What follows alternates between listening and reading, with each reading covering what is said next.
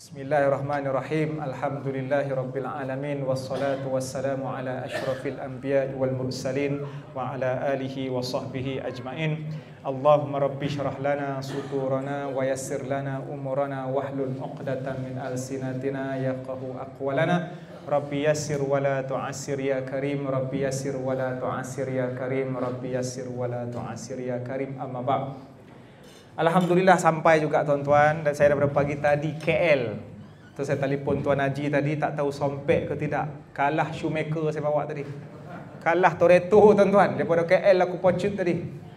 Bentley kau tak Bentley kau lantak kau lah, yang penting ni nak sampai Sikamat Copet. Daripada pagi tadi dengan Johara Pagi Era, lepas tu program 3 dekat KL, last penutupnya. Malangkang saya pergi gym pula sambung.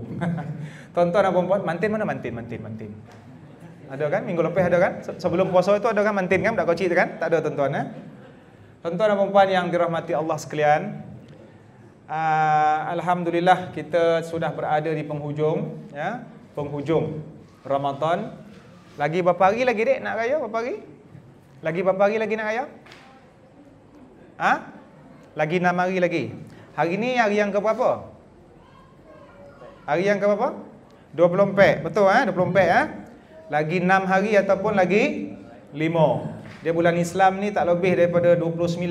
Tak lebih daripada 30. Sama ada tahun ni kita sambut 29 yang Ramadan ataupun 30 Ramadan. Ya. 5 hari bulan Julai esok kau tunggulah depan TV tu pukul 8 malam. Pak cik yang pegang tongkat The Lord of the Ring tu akan buat pengumuman.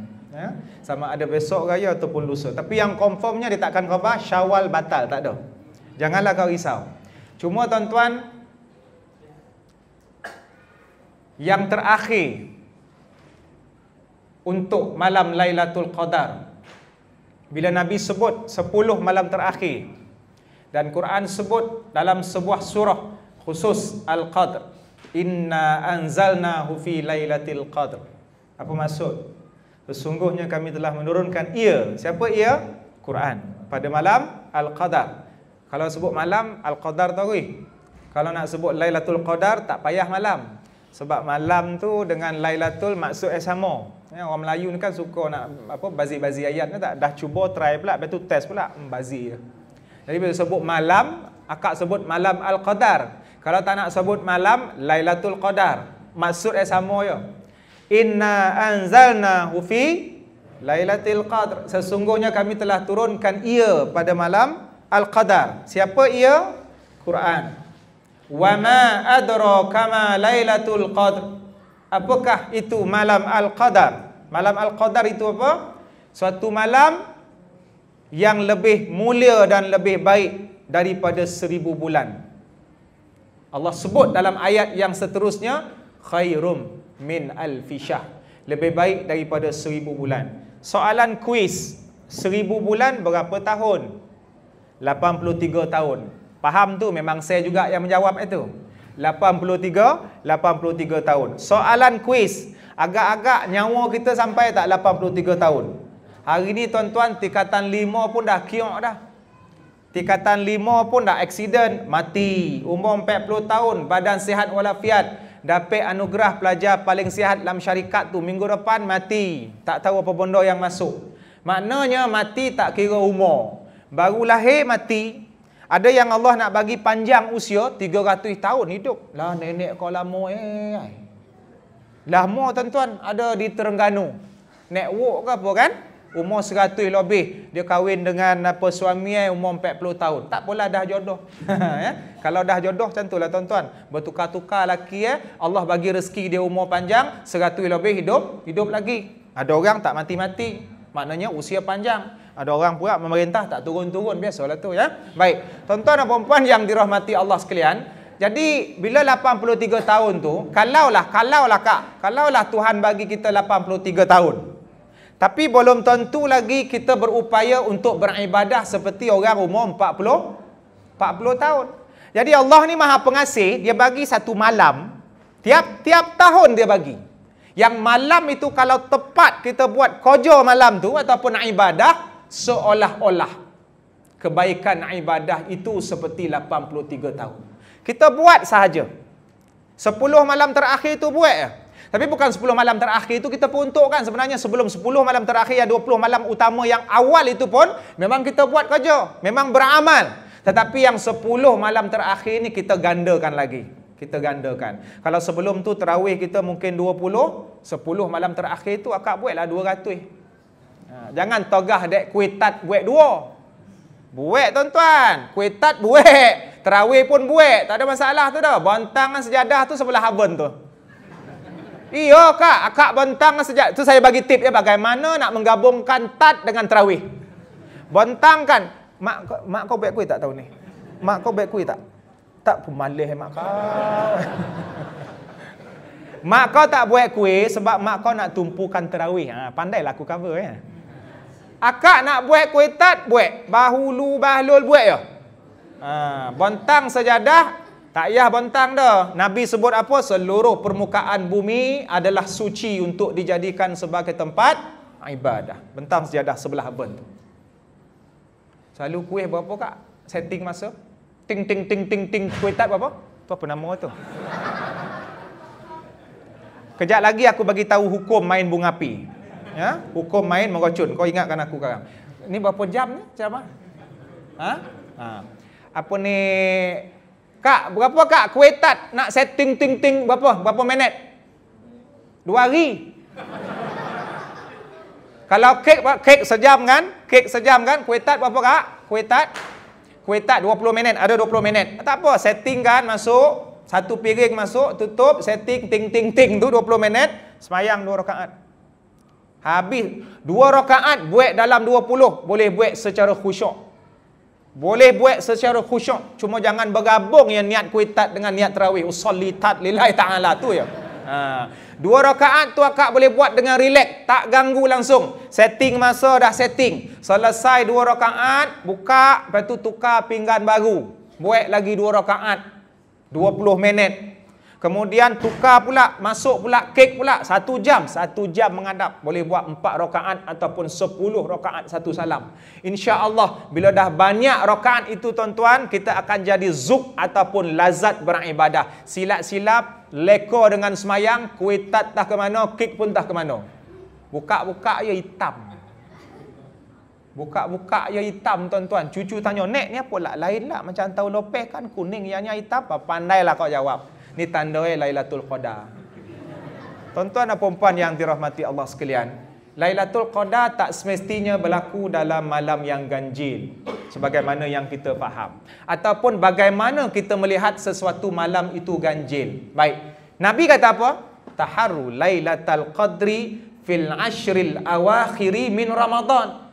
Carilah sekudang Lailatul Qadar pada 10 malam yang terakhir. Maknanya 21, 22, 23, 24, 25, 26, 27, 28, 29. Macam kelas matematik nak mengajar. Sampailah 30. Semuanya barangkali berlakunya Lailatul Qadar. Ustaz, saya belajar daripada sekolah, Lailatul Qadar berlaku dalam malam ganjil. Maknanya 21, 23, 25. Okey, ini persepsi. Kalau tuan-tuan kira daripada awal bulan Ramadan, 1, 2, 3, 4 Ramadan, 21, 20, 23, 25, 27 akan jadi malam ganjil, bilangan ganjil. Tapi kalau kita kira tang belakang, kita kira daripada 30. Malam 22, kalau 21 malam ke 22, belum masuk 22, baki Ramadan berapa tinggal? Tuan-tuan, 21 malam 22. Belum masuk 22. Berapa tinggal baki Ramadan? 9. Kalau dari hujung, maka malam genap jadi ganjil. Tuan-tuan faham tak? Saya pun tak faham. Faham tak ni macamnya? Kalau kira daripada awal Ramadan, 21 tu jadi ganjil. 23 jadi ganjil. Tapi kalau kira daripada hujung, 22 jadi ganjil. Sebab kalau malam ni malam 22, baki tinggal 9. Maknanya persepsinya 9 yang baki. Yang itu ganjilnya, maknanya semua hari itu dalam 10-10 tu ganjil. Ini yang dibahaskan oleh Ibnu Taimiyah rahimahullahu ta'ala anhu. Berkenaan tentang keganjilan itu dari sudut yang mana. Sebab Nabi dah kata dah, Nabi dah backup dah, taharu lailatul qadri fil ashril awakhir min Ramadan. Skudeng lah, tahu skudeng? Bukan ngintai orang mandi.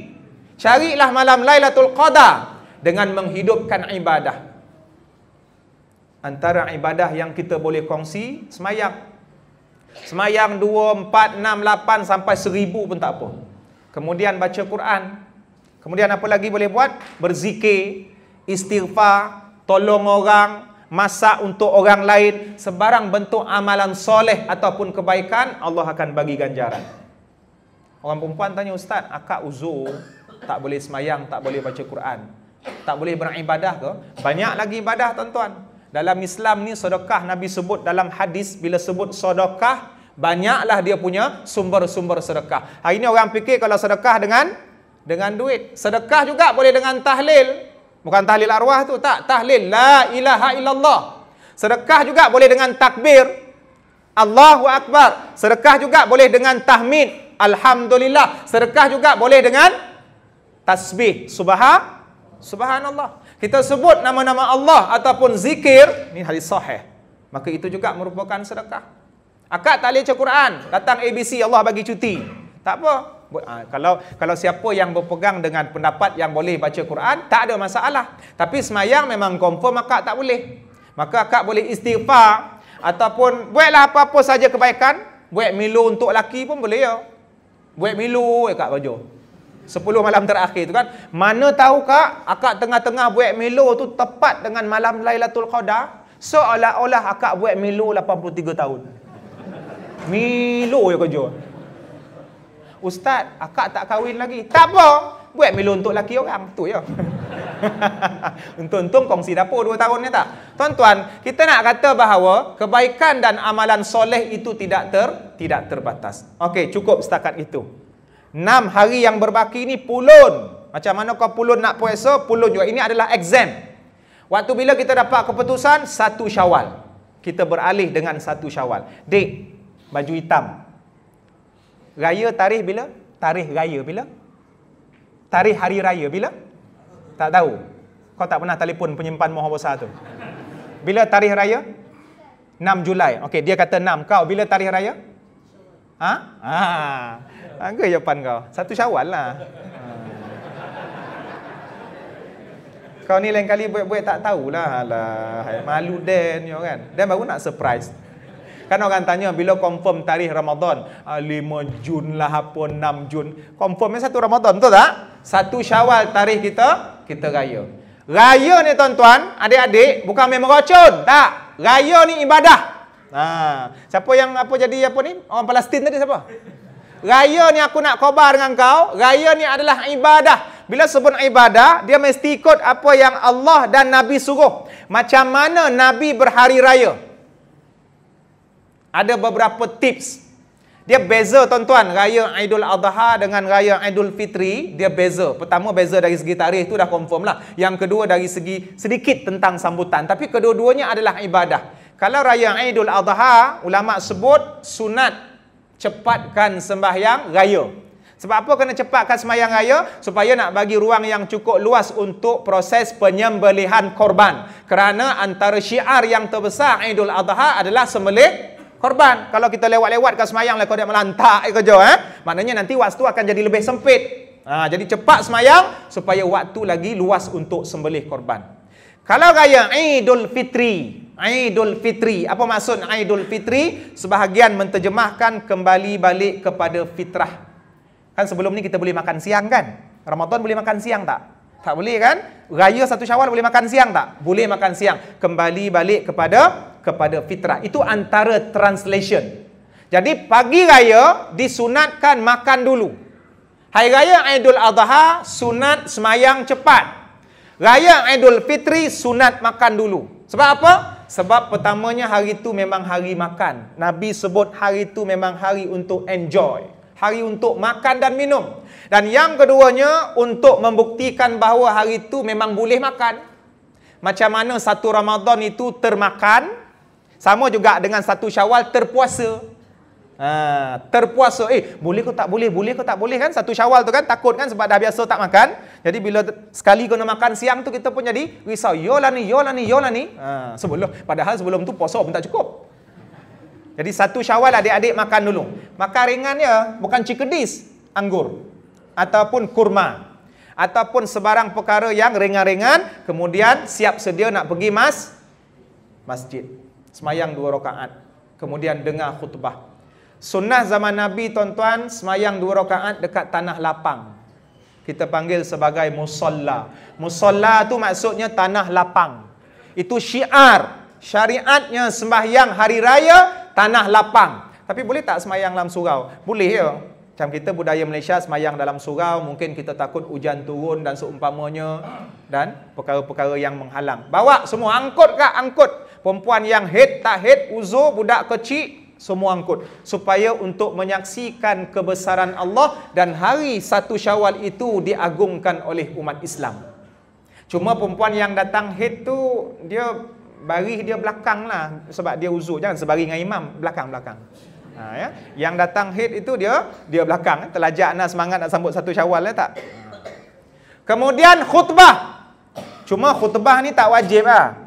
Khutbah tak wajib kita dengar. Tapi sebaik-baik dengar lah. Lepas tu Nabi kata, lepas ni aku nak khutbah. Siapa nak dengar, siapa tak nak dengar boleh balik.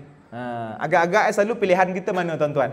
Yang balik tu kan? Yang balik tu kan? Macam dia yang masak kuih hari tu ke tak? Yang ini antara perkara-perkara Aidilfitri ataupun tips-tips antara urusan-urusan sunnah.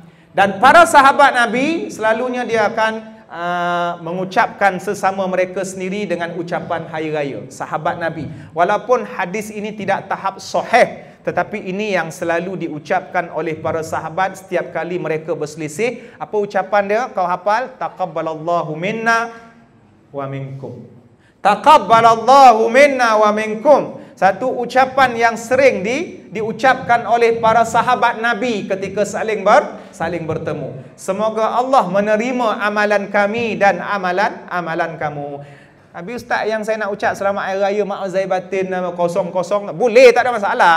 Bangsa Melayu cakaplah bahasa Melayu. Tapi kalau nak sebut yang tu lagi bagus. Ataupun sebut dua-dua. Taqabbalallahu minna wa minkum. Jangan terjemahkan bahasa Melayu, kata peranjat orang, semoga amalan kami dan kamu diterima. Semoga amalan kami dan kamu diterima. Jadi tuan-tuan, itu bebas. Satu lagi saya nak sebut. Amalan ziarah kubur. Adik pagi raya ziarah kubur. Kau dengan kubur, kau takut tak? Takut kan? Kau nampak apa? Kau tengok batu nisan tu, kau nampak apa? Kau bayang apa keluar datang situ? Kau bayang apa? Arwah atuk? Tak ada. Kita akan masuk dalam. Kau akan mati tak? Akan mati tak? Nak kau nak takut apa? Semua akan mati. Cuma dimomok-momok tuan-tuan. Masyarakat Melayu dimomok-momok dengan hantu, kemudian roh, malam 27 liku dan seumpamanya. Akhirnya kita mentaliti hantu. Bondo bergorak sikit hantu. Spenda terobang, hantu spenda. Kain terobang, hantu kain. Hantu tak wujud dek. Yang wujud iblis, jin dengan syaitan. Tiga ekor ni tak boleh kacau orang kecuali dengan izin Allah. Tapi kita kena faham antara makhluk jin, syaitan, iblis, malaikat dan manusia, yang paling kuat adalah manusia.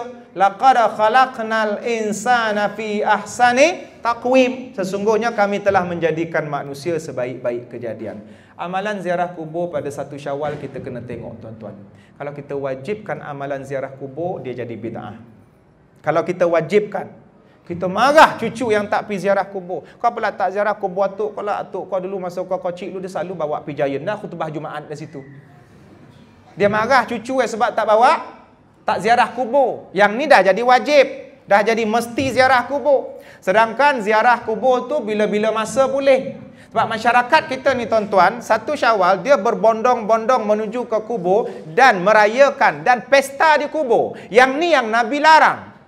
Jangan kamu jadikan rumah kamu sebagai kubur, dan jangan kamu jadikan kubur aku sebagai tempat perayaan. Kalau kubur Nabi tak boleh dijadikan perayaan. Nak kata dalam banyak-banyak kubur, kubur Nabi paling mulia. Sebab dalam tu tersimpan jasad yang paling mulia.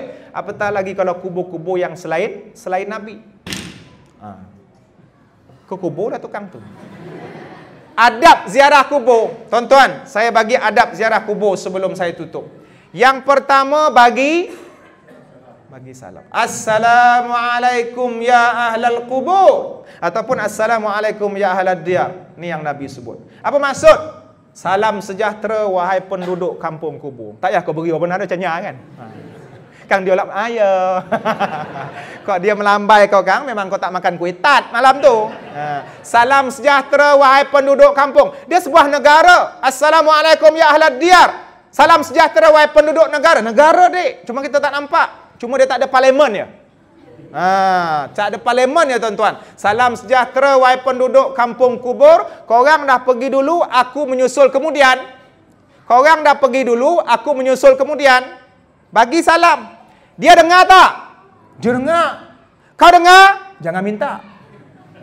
Jangan minta dengar. Dan jangan minta untuk kita, nenek 3 kali bagi salam ke atuk tadi tak dijawab, sombong atuk. Cuba atuk kau jawab, malam kang banyak selipar rumah kau. Orang dalam kubur, dia dengar ucapan salam kita.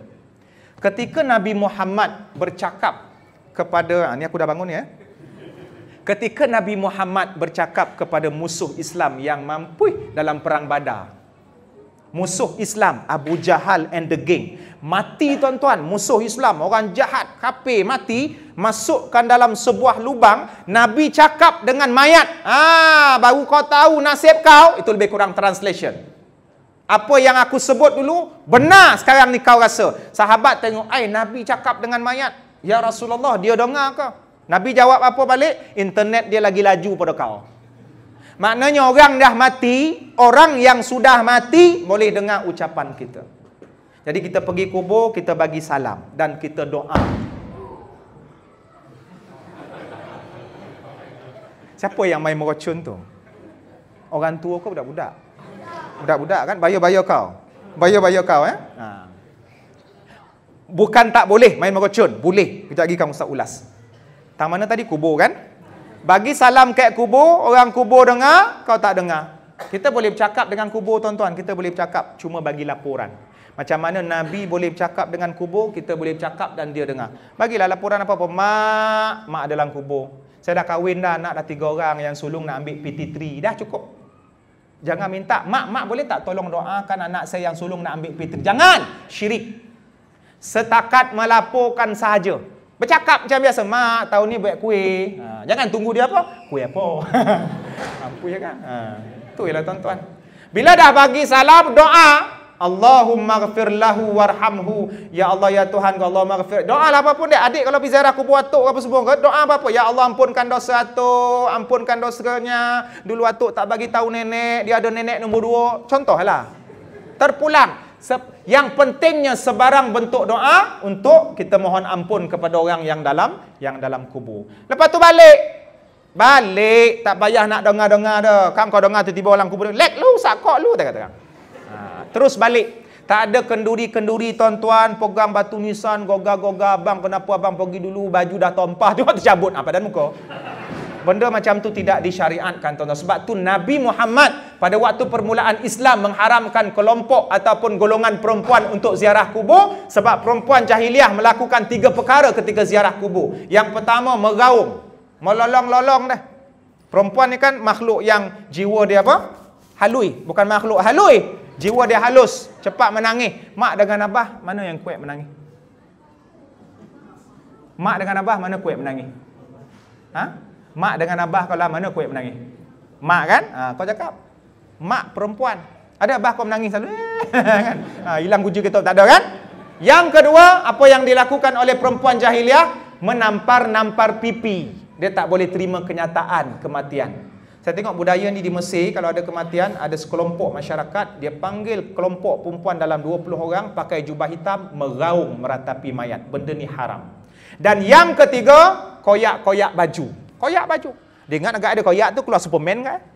Yang 3 benda ni lah yang menyebabkan Islam mengharamkan perempuan ziarah kubur. Kalau orang lelaki buat perangai macam tu, maka hukum dia haram. Sebab selalunya antara lelaki dan perempuan yang kurang mampu untuk mengawal emosi adalah golongan perempuan. Laki ni jarang. Kau ada terajang kan tu. Jadi itu tuan-tuan, adab ziarah kubur. Kemudian kita nak sebut tentang amalan 1 Syawal. Takbir. Dia 1 hari tu ya takbir. Lepas tu sebelum takbir, sebelum semayang, jangan lupa kewajipan kita bayar zakat. Tuan-tuan, saya nak sebut beberapa isu yang berlaku dalam sekitar seminggu 2 ni. Yang hari tu isu tentang virus, kan? Virus pula, vaksin. Isu tentang vaksin. Vaksin ni dia jadi isu panas, boleh ambil ke tidak, boleh ambil ke tidak, ada yang pro vaksin, ada yang anti vaksin. Tak apalah, ulama pun dah jawab kan, hukum dia tak wajib, hukum dia tak haram. Dia bergantung, siapa nak ambil, siapa tak ambil terpulang. Nanti risiko tanggung sendiri. Tapi bila pihak kerajaan kita sudah menyediakan sistem dalam kementerian ataupun institusi kesihatan, maka sebaik-baiknya ambil. Itu isu virus, itu isu vaksin. Yang keduanya isu zakat. Masyarakat menghentam pusat zakat. Ini isu panas yang saya mesti kongsi dengan tuan-tuan, ya. Saya tak ada nak kongsi makanlah buah-buahan tempatan malam ni dah, ataupun berhati-hati jalan raya. Benda ni kena didedahkan. Masyarakat mengkritik pusat zakat. Yang ini tuan-tuan, sebab tu ada di kalangan masyarakat yang kata, lagi baik bayar zakat taurilah dekat orang miskin yang ada dekat sebelah rumah cik tu. Kalau bayar ke pusat zakat pun tak tahu apa nampak kesan. Masjid tak ada buat, giantnya banyak. Contoh Jadi tuan-tuan, benda ni kena diselesaikan. Bagaimana kita nak membina balik persepsi masyarakat. Pihak pemerintah, saya bukan nak cerita, nak sokong mana-mana ke tidak, tapi kita ikut kepada sistem. Kita ikut kepada kewajipan yang telah yang sepatutnya kita lunaskan. Bayar zakat fitrah kepada pusat zakat. Apa yang dia nak buat dengan duit itu nanti dia jawab depan Allah. Itu sahaja. Sebab orang yang berdosa bukan sahaja yang tak bayar zakat, tetapi orang yang berdosa yang tak menguruskan zakat dengan baik pun akan ditanggung nanti, akan menanggung persoalan di akhirat. Itu sahaja. Tanggungjawab kita sudah selesai. Sebab kalau akak-akak bayar, tuan-tuan bayar zakat fitrah memandai sendiri, takut nanti orang tu dah dapat.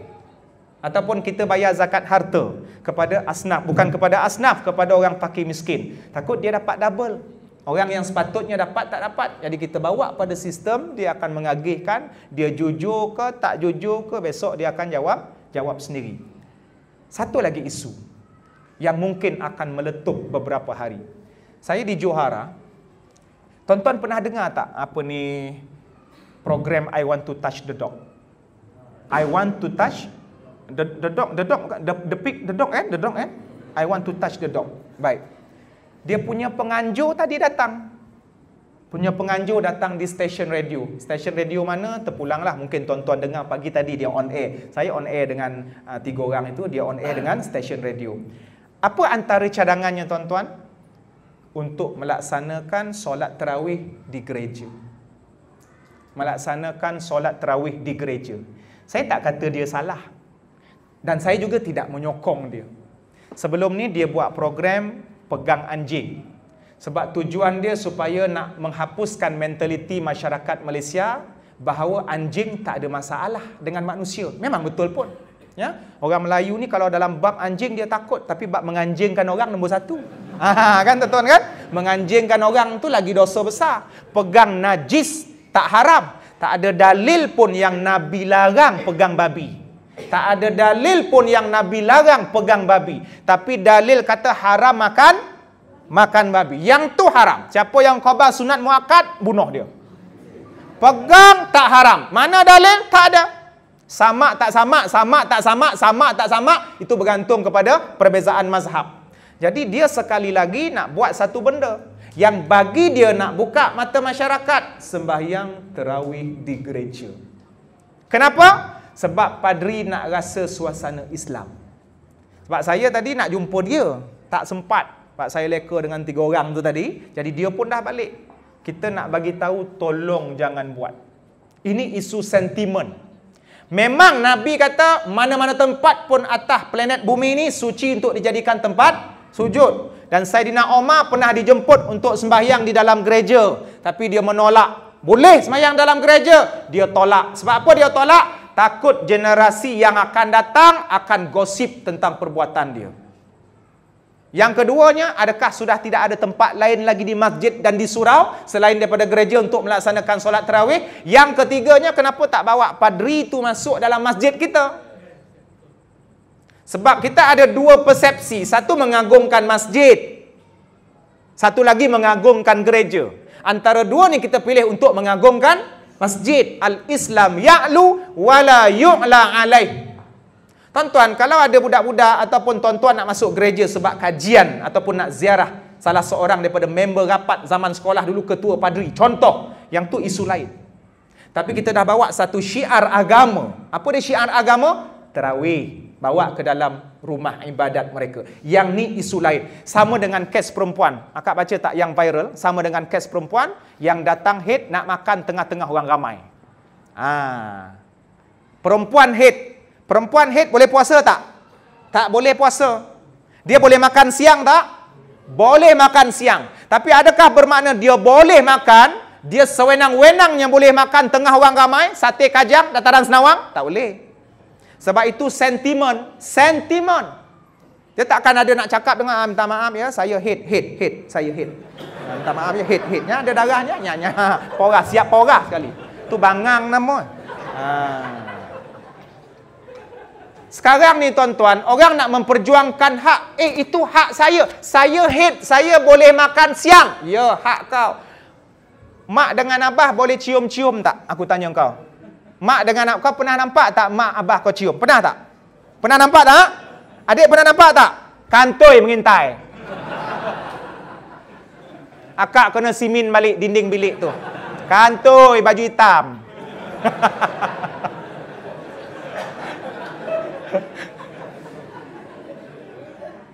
Suami isteri, minta maaf ya, saya voice malam ni. Suami, sebab minta maaf tuan-tuan, sebab siang tadi saya puasa, minta maaf lah ya.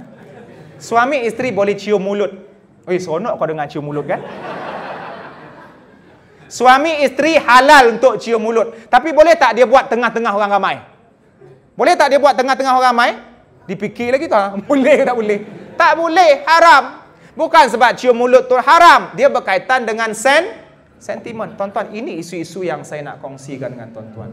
Sebab budak-budak ni akan membesar. Kemungkinan mereka akan sama ada menyambung tokoh-tokoh tadi ataupun diorang bawa Islam dengan sebagaimana yang dikehendaki oleh Allah dan Rasul. Saya tak condemn Syed Azmi. Dia bagus. Dia banyak buat program yang membuka mata masyarakat. Contohnya dia bagi makan pada gelandangan. Dan dia membuktikan bahawa di mana-mana saja boleh semayang. Cuma dalam isu ni dia perlu dibimbing. Saya tak sempat jumpa dia sebentar tadi tuan-tuan. Cuma itulah antara perkara-perkara yang saya nak kongsi. Selebihnya saya buka sesi Q&A kalau ada. Kalau tak ada, saya terus bergerak ke ruangan moral lah. Ada Q&A. Akak ada persoalan? Tak ada Akak tak ada persoalan Perempuan tak ada persoalan? Adakah persoalan? Soal jawab. Saya buka terus. Tuan-tuan yang lelaki, adik luar. Ni golongan hipster? Ya. Pasal? Meracun! La ilaha illallah. Apa hukum main mercun? Tak, aku tanya kau, apa hukum main mercun? Kau yang keluarkan fatwa. Kau yang keluarkan fatwa haram. Kau jangan langgar fatwa kau. Dalam Quran Allah sebut, jangan kamu campakkan diri kamu ke arah kehancuran. Main mercun mudarat ke tak mudarat? Mudarat ke tak mudarat? Mudarat. Berapa ramai yang tahun lopeh, yang akbar-akbar berita, yang hancur tangan, hancur muka, mudarat. So sebaik-baiknya jangan. Adik boleh main mercun, pilih mercun yang tak ada bunyi. Yang tak pakai api, yang pakai air ada. Tak ada kan? Kalau bunga api okey tak? Bunga api okey tak? Boleh kan? Dia kurang mudarat tak?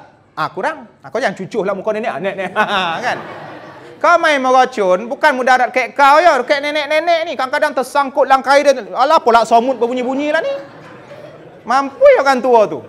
Mudarat kepada orang lain, lagi teruk daripada mudarat pada diri sendiri. Sedangkan kewajipan menjaga nyawa. Apatah lagi kewajipan menjaga nyawa orang lain.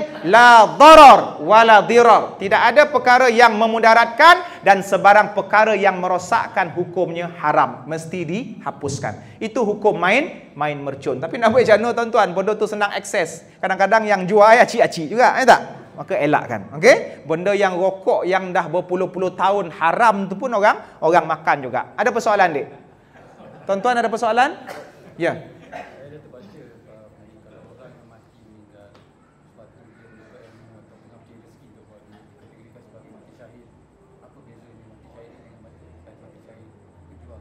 Ulama dia mengkategorikan syahid ada beberapa bahagian lah. Dalam hadis pun Nabi sebut selain daripada syahid yang perang itu kan. Syahid yang perang itu istimewanya siapa yang syahid dia mati perang. Bukan main Dota ke COC tak. Perang melawan musuh Islam. Dia mati syahid dunia akhirat. Maknanya bila mati tak perlu dikafankan, dia dikebumikan dengan pakaian, dengan darah-darah dia dan tak perlu disembahyangkan, terus ditanam. Itu syahid yang istimewa perang. Adapun yang lain tuan-tuan, mati yang dalam keadaan melakukan suatu kebaikan, menuntut ilmu, kemudian mati dalam mempertahankan harta sebagaimana ada disebut dalam sebuah hadis, maka dia mati syahid. Maknanya mati yang baik. Cuma cara nak memperlakukan jenazah dia sebagaimana jenazah yang biasa. Dalam erti kata dia mati dalam keadaan yang baik, tapi taklah mendapat keistimewaan sebagaimana mati syahid yang dalam peperangan melawan musuh Islam. Contohnya peperangan Badar. Adakah? Ya.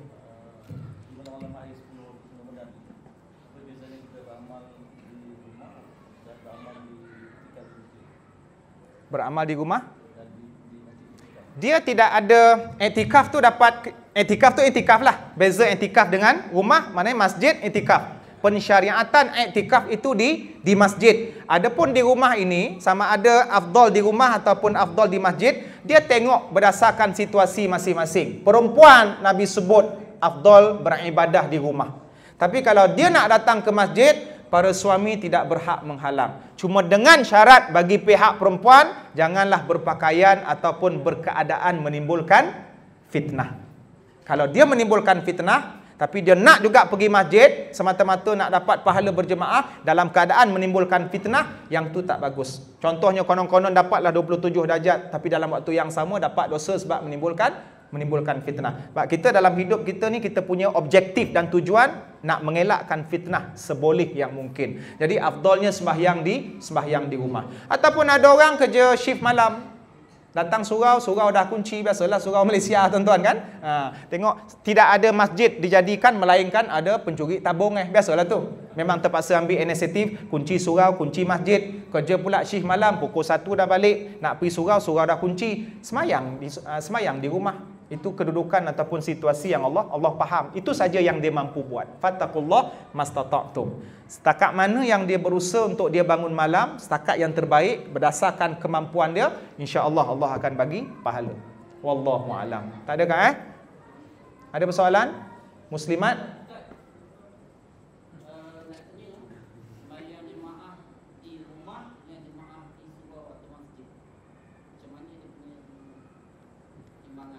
Confirm semayang jemaah di masjid lebih utama.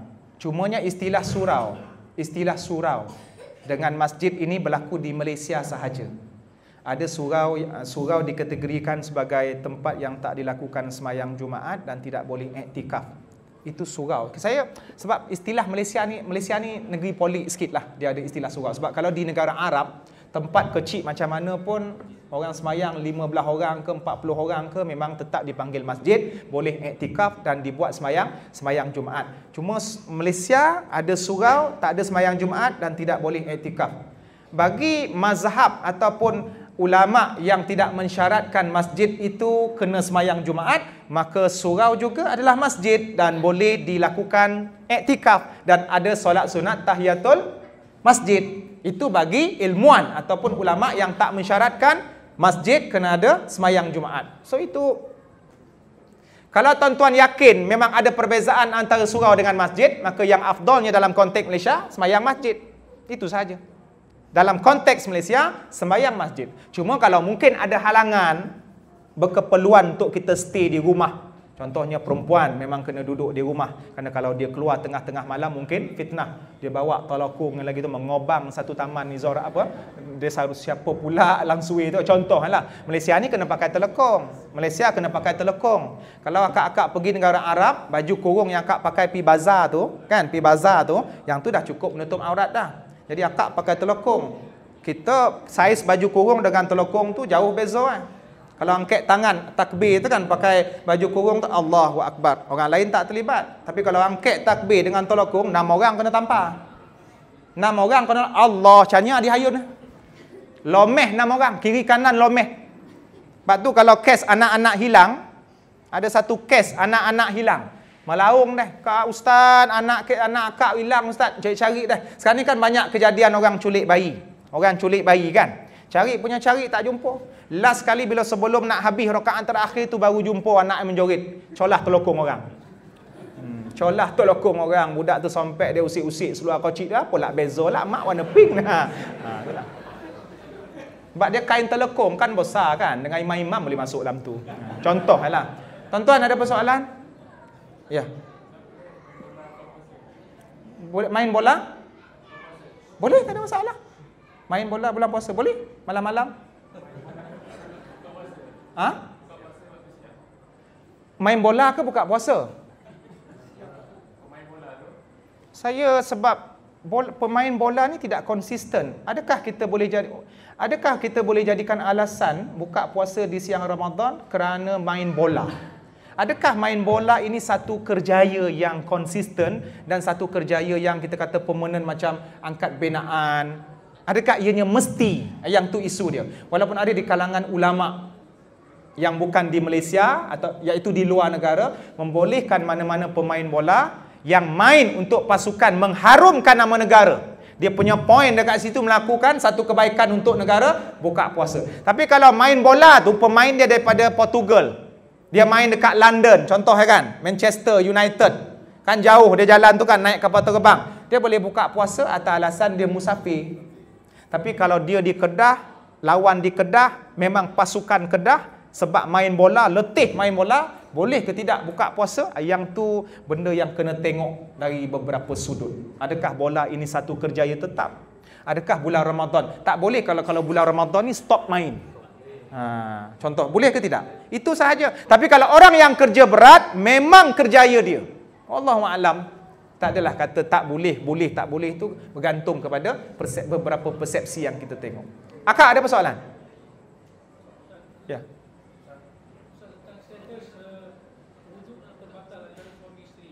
Suami isteri, tu satu lagi isu panas. Laki bini bersentuh, batal tak? Tak batal kan? Laki dia jawab. Dia keluar fatwa bukan saya. Suami isteri yang ada wuduk, batal tak puasa dia? Batal tak wuduk dia? Maka ulama berbeza pendapat. Kalau mazhab Syafi'i batal. Kalau mazhab Hanafi tak batal. Jadi kalau suami mazhab Hanafi, dia pegang bini dia tak payah ambil wuduk. Kalau isteri mazhab Syafi'i, suami dia pegang dia kena ambil wuduk. Tapi suami janganlah bully. Ambil baru. Bang, janganlah bang, janganlah. Ambil pada muka. Ada persoalan tuan-tuan? Ya.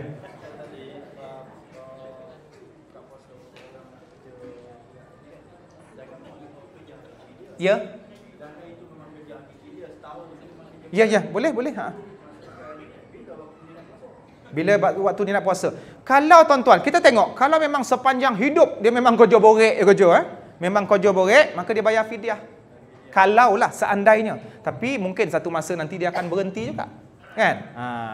Antara orang yang wajib membayar fidyah sahaja orang yang sakit dan tidak ada harapan sembuh. Makcik, penyakit makcik ni macam inilah gaya sampai esok kubur. Kan? Maka tidak ada harapan sembuh, maka wajib dia membayar fidyah. Perempuan yang mengandung yang takutkan kesihatan anak, perempuan yang menyusukan anak yang takutkan kesihatan anak. Ini antara denda yang dikenakan fidyah selain daripada ganti puasa. Tak ada dah? Ada, okey.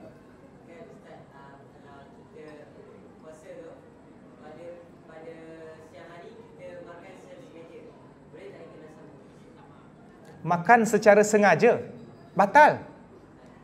Sengaja batal. Kalau tak sengaja tak batal. Ya. Makan sengaja bulan Ramadan itu basic. Makan sengaja bulan Ramadan batal. Kalau terlupa tak batal. Boleh clear kat situ.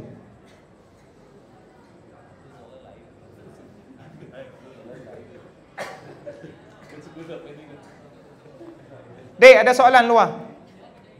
Ada tak? Tak ada? Tak ada ya?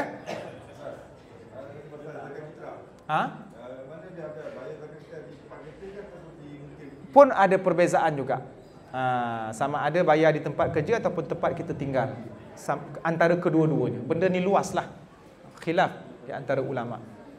Yang penting kita ingat kita bayar. Sama juga dengan waktu bila yang paling afdal. Walaupun ada yang kata sebelum daripada semayang raya kan. Selalunya semayang raya tu memang terlupa kantoi lah. Waktu teringat tu bayar lah. Sebab kita banyak urusan kita. Yang mungkin kemungkinan besar kita akan lupa.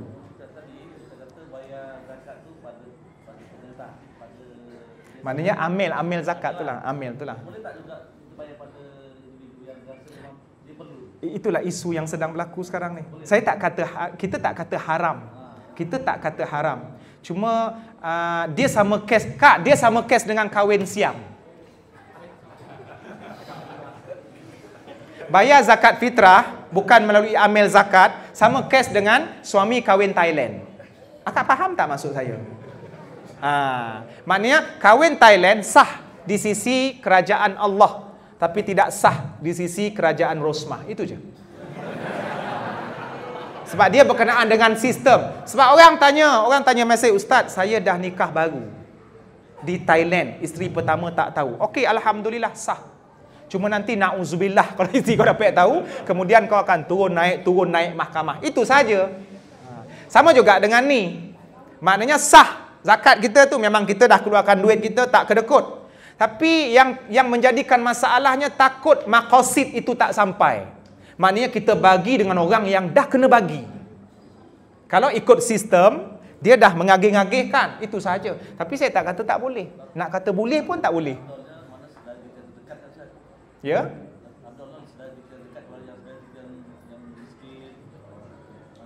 Kalaulah kita dapat contoh lah ya, dia tak ada jawapan yang tuntas kat sini tuan-tuan. Kalau kita tahu memang orang tu tak berdaftar langsung, memang tiap-tiap tahun dia tak pernah dapat sebarang pemberian, boleh. Tapi secara umumnya tuan-tuan, walaupun orang kritik pusat zakat, kita tak boleh pukul rata. Setakat ini kita buat kesimpulan, pusat zakat melaksanakan tugas dengan baik. Adapun yang 1-2 kes daripada pegawai yang tu tak dapat, orang kata, kita tak bolehlah pukul rata. Oh, kita pakat-pakat jangan bayar ke pusat zakat. Tak boleh juga. Ya? Memang sebaik-baiknya kita bayar kepada sistem. Yang itu lebih menyelamatkan keadaan lah. Kita pun tak ada pening-pening dan tak berlakunya kekeliruan. Tak ada kan? Jadi cukup setakat itu tuan-tuan yang dapat saya kongsi bersama malam ini. InsyaAllah ada rezeki kita jumpa lagi. Saya mohon ampun dan maaf di atas segala kekurangan. Aqulu qawli hadha wa astaghfirullah li wa lakum. Assalamualaikum warahmatullahi wabarakatuh.